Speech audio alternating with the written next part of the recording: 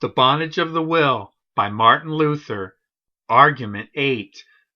A whole fistful of arguments. I must mention in passing some more arguments against free will.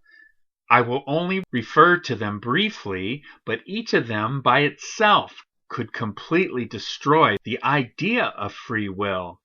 For example, the source of the grace by which we are saved is God's eternal purpose. Romans chapter 8, verse 28 and following.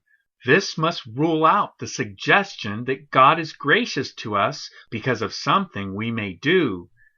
Another argument is based on the fact that God promised salvation by grace to Abraham before he gave the law.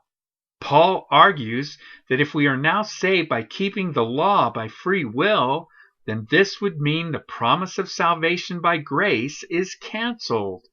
Romans chapter 4, verse 13 through 15. Galatians chapter 3, verse 15 through 21. Faith also would have no value. Paul also tells us that the law can only expose sin. It cannot remove it. Galatians chapter 3, verse 21 and following. Romans chapter 3, verse 20. Because free will can only operate on the basis of keeping the law, there can be no righteousness acceptable to God achieved by it. Lastly, we are all under God's condemnation because of Adam's sinful disobedience. Romans chapter 5, verse 12. 1 Corinthians chapter 15, verse 22.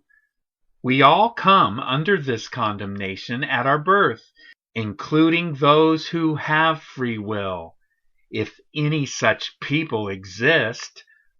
How then can free will help us except to sin and earn condemnation?